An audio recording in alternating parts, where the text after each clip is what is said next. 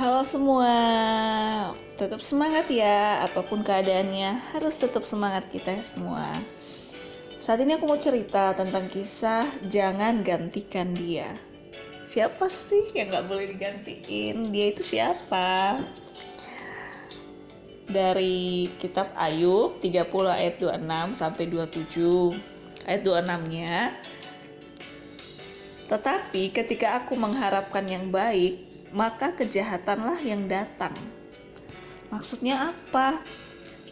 Kok mengharapkan yang baik malah kejahatan yang datang? Kok berseberangan? Bukannya di firman ada ya, apa yang kita tabur itu yang kita tuai. Masa menabur yang baik menuai yang jahat? Agak ambigu ya. Tapi di sini dibukakan banget kalau sebenarnya nggak salah kalau kita mengharapkan yang baik atau hal positif terjadi di hidup kita. Tapi pada poin ini kita diingatkan lagi, kalau biarlah segala yang baik atau yang positif itu, kita sadari kalau itu hanya akibat, itu hanya bonus. Setelah kita menaruh pengharapan kita satu-satunya hanya pada Tuhan. Karena yang membuat kita menerima semua yang baik itu semata-mata adalah berkat anugerah Tuhan. Bukan karena kekuatan kita, bukan karena kehebatan kita,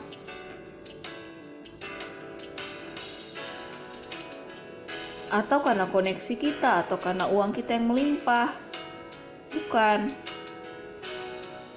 Supaya kalau kita tahu hal itu, kalau itu hanya bonus, supaya kelak ke depannya kita nggak lupa diri. Bahkan supaya jangan sampai lupa Tuhan, karena Tuhanlah sumber segala sumber.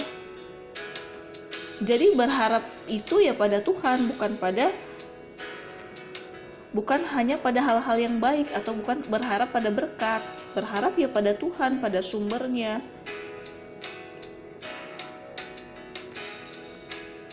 Karena kalau hanya berharap pada berkat, pada bonus-bonusnya, bisa keberhasilan, kekayaan, atau semua pengharapan yang indah selain Tuhan,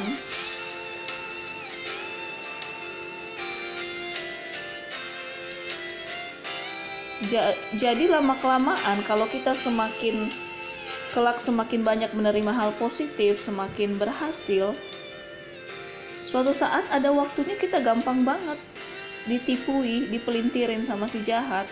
Sikap atau kualitas hati kita bisa terjebak karena kita menjadikan keberhasilan, harta, kekuasaan sebagai motivasi kita untuk semakin lebih baik. Atau lebih parahnya bisa jadi berhala dalam hidup kita, bisa jadi yang terutama lebih daripada Tuhan.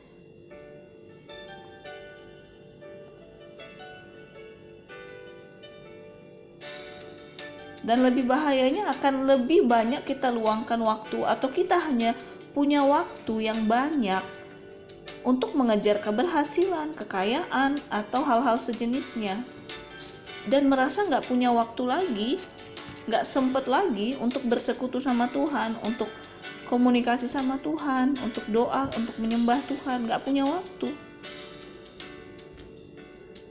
karena kita fokusnya mendapatkan yang baik itu tadi. Tapi marilah fokus kita mendapatkan Tuhannya, mendapatkan hati Tuhannya. Kalau kita udah dekat di hati Tuhan, ya fasilitas lainnya itu gampang banget sama Tuhan. Jadi mari fokus kita bukan hanya pada hal yang baik, bukan hanya pada berkat, bukan hanya pada apapun yang indah yang kita harapkan, tapi fokus kita tetap ke Tuhan. Karena Tuhan Yesus sumber segala sumber. Amin. Oleh karena itu bahaya sekali jika kita menaruh pengharapan pada yang baik atau keinginan hati pribadi. Tapi marilah sama-sama kita naruh pengharapan pada Tuhan. Karena pengharapan di luar Tuhan walaupun awalnya terlihat baik, tapi kalau kita taruh pengharapan kita pada hal baik itu bukan pada Tuhan, akibatnya akan menjadi jahat pada akhirnya. Hati kita bisa menjadi jahat pada akhirnya. Bisa menomorbelakangkan Tuhan, karena merasa kita bisa mendapatkan semua yang baik dengan kita berharap pada yang baik, kita berjuang untuk mendapatkan yang baik, kita kerja keras untuk mendapatkan yang baik, kita banting tulang untuk mendapatkan yang baik, kita kerahkan semua ide, pikiran, tenaga, keringat, kesehatan untuk mendapatkan yang baik. Jangan, itu sudah jadi berhala jatuhnya. Berhala yang seolah terlihat baik, terlihat berhikmat. Jadi tetap nomor satu itu Tuhan, apapun itu ceritanya. Karena penjagaan hanya ada daripada Tuhan. Hasil yang terbaik yang kita terima gak akan bisa dijaga juga sempurna. Kita gak akan bisa jaga juga, bisa hilang juga. Dan yang lebih parah, kalau hati yang takut akan Tuhan bisa hilang hanya gara-gara embel-embel bonus yang seperti wah untuk kita kejar, untuk kita miliki. Jangan sampai kita terjebak di situ. Amin. Terus di ayat 27, ketika aku menantikan terang, maka kegelapanlah yang datang. Kembali lagi kan, kenapa menantikan terang? Kegelapan yang datang. Kenapa berseberangan lagi? Di sini dibukakan, menantikan terang bisa jadi menantikan yang baik.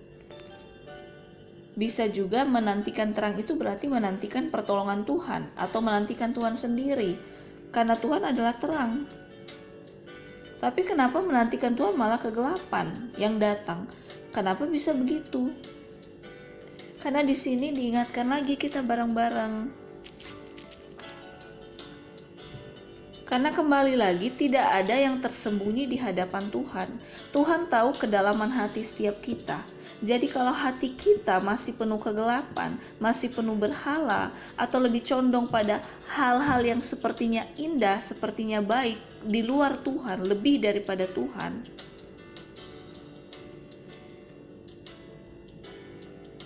maka terang itu gak masuk juga.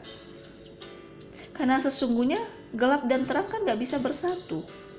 Jadi selama ada hal gelap atau yang tidak berkenan, atau hal-hal di luar Tuhan, atau yang lebih kita dambakan lebih daripada Tuhan, lebih kita utamakan lebih daripada Tuhan, yang masih kita simpan di hati kita, maka terang Tuhan itu seolah mental, gak masuk ke hati kita. Bukan gak masuk ke hati atau hidup kita, bukan Tuhan yang gak mau masuk, tapi hati kita yang seolah menutup pintu itu secara tidak langsung.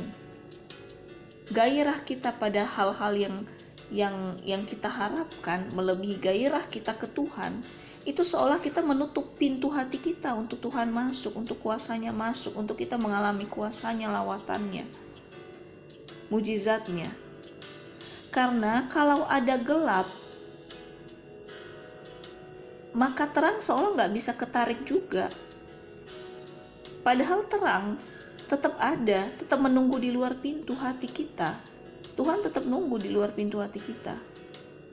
Tapi kita seolah gak ngizinin masuk, karena kita masih simpan hal-hal yang gelap. Bisa sikap hati yang salah, harapan yang salah, atau hal-hal yang tidak menyenangkan Tuhan. Dan kembali lagi diingatkan, kita gak bisa mengabdi pada dua tuan. Bukan hanya tentang mamon atau uang. Bukan hanya antara mamon atau Tuhan. Tapi kita gak bisa pegang yang busuk dan yang fresh bersamaan. Kita gak bisa pegang gelap dan terang bersamaan. Kalau mau dapat yang fresh, kuasa firman dan bonus-bonusnya, bonus-bonus dari Tuhan, dan mendapatkan Tuhan itu sendiri, kalau mau mendapatkannya fresh, yang fresh, ya kita harus lepas dulu yang gak fresh, yang busuk. Atau hal-hal yang di luar Tuhan, yang kita nomor satukan lebih dari Tuhan, kita harus lepas sikap hati seperti itu, mental seperti itu. Kita lepas. Ketika kita mau melepasnya, melepas sesuatu yang busuk, sifat hati yang lebih menomorsatukan hal-hal di luar Tuhan, kalau kita berani melepasnya, baru kita bisa merasakan dan menerima terangnya Bapa dalam hati dan hidup kita. terang surganya akan masuk dalam hati dan hidup kita, yang bisa mengubahkan pola pikir kita, sikap hati kita, mental kita, untuk tetap menomorsatukan Tuhan lebih dari apapun. Kalau kita menerima yang baik, itu karena bonus dari Tuhan. Kalau belum pun menerima yang kita harapkan, ya itulah proses hidup kita. Tapi tetap Tuhanlah nomor satu. Bukan hal-hal yang enak nomor satu. Bukan impian kita nomor satu, no. Karena kalau nomor satu itu di luar Tuhan, maka itu sudah jadi Tuhan kita, cepat atau cepat. Dan Tuhan di luar Tuhan, bukankah itu berhala? Dan Tuhan hanya bisa diam dari luar, jadinya dari luar hati kita, karena kita udah nutup, seolah-olah nutup. Di ayat 31a, batinku bergelora dan tak kunjung diam. Hari-hari kesengsaraan telah melanda diriku. Maksudnya apa ya? Di sini dibukakan, akibat tidak mengutamakan Tuhan, maka batin tidak merasakan damai sejahtera, malah kesengsaraan. Jadi sekalipun segala sesuatu yang mewah dimiliki, yang wow dimiliki, tapi kalau tidak mengutamakan Tuhan, semua yang dimiliki itu pada akhirnya akan biasa aja. Bahkan pada akhirnya akan hambar juga. Bahkan lebih parahnya bisa mendatangkan malapetaka, bisa menjadi bumerang untuk diri sendiri. Misal terobsesi untuk mendapatkan target sekian ratus juta, sekian ratus miliar. Akibatnya udah lupa Tuhan, lupa jaga kesehatan, lupa punya hati untuk keluarga. Akibatnya diperbudak sama keinginan itu sendiri. Tidak ada penjagaan Tuhan atas diri karena tidak menjaga kesehatan misal. Bukankah itu menjadi bumerang? Bukankah itu menjadi panah balik yang menusuk diri sendiri? Mari kita sama-sama hati-hati. Kita bisa punya mimpi, milikin ini, milikin itu, berusaha ini, berusaha itu. Tapi mari sama-sama kita letakkan di bawah kaki Yesus apapun mimpi dan pengharapan kita. Karena biarlah Yesus yang memberkati dan membuat itu nyata jika Tuhan pandang baik. Karena Bapa kita yang tahu yang terbaik jauh melebihi yang kita bayangkan. Jadi bukan berarti yang indah itu baik. Karena jika tidak baik dalam pandangan Tuhan, pada akhirnya itu tidak indah. Amin. Di ayat B, permainan kecapiku menjadi ratapan dan tiupan serulingku menyerupai suara orang menangis. Ini benar-benar mengagetkan.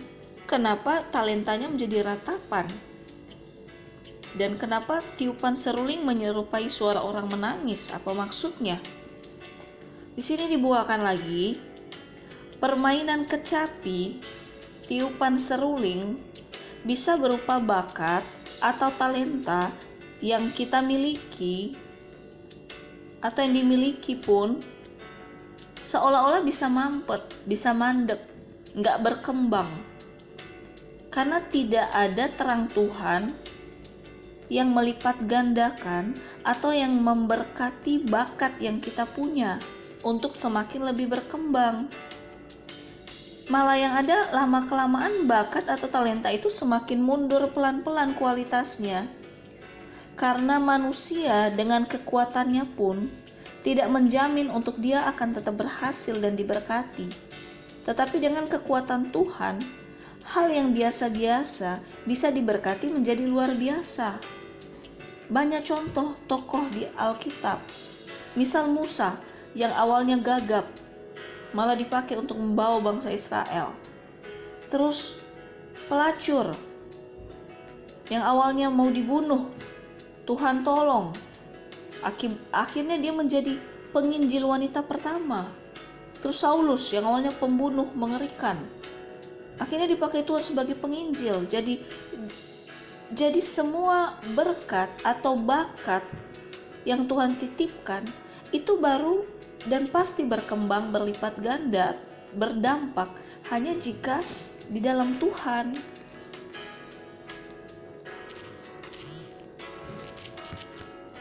Dan lebih lagi, semua bakat atau talenta yang kita miliki ujung-ujungnya harus mengarah untuk mempermuliakan nama Tuhan. Walaupun aspek pekerjaan kita berbeda-beda setiap orang. Karena kalau tidak untuk Tuhan, bakat atau talenta kita pada akhirnya,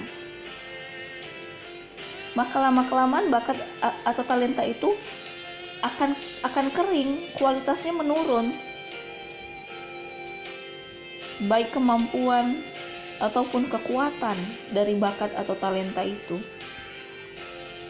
Karena manusia hanyalah debu tanah yang gak punya kekuatan apapun selain kekuatan dari Tuhan yang membuat manusia itu menjadi makhluk berharga.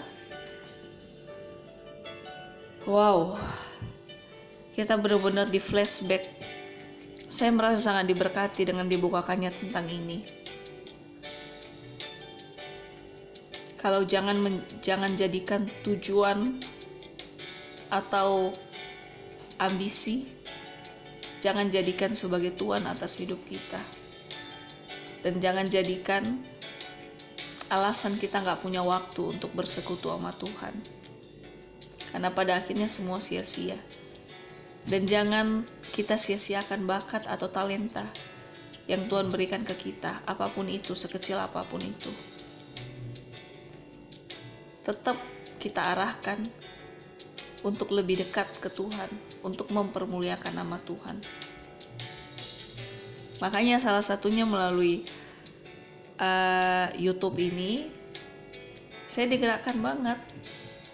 Bagaimana saya membagikan berkat pemahaman yang baru setiap hari, yang fresh setiap hari, yang Tuhan bukakan ke saya. Bagaimana saya bukakan ke orang-orang. Mungkin kalau ngomong langsung terbatas oleh jarak, terbatas oleh waktu, masing-masing sibuk. Tapi kalau melalui media sosial, ya kapanpun bisa didengar lagi. Ya bagian saya hanya membagi berkat yang sudah Tuhan berikan ke saya. Dan Tuhan Yesus tuh ajaib banget. Setiap hari fresh yang Tuhan bukakan. Saya sangat diberkati dan saya rindu membagikan itu. Saya bukan siapa-siapa. Saya juga gak ada berlatar belakang teologi, no. Profesi saya berbeda.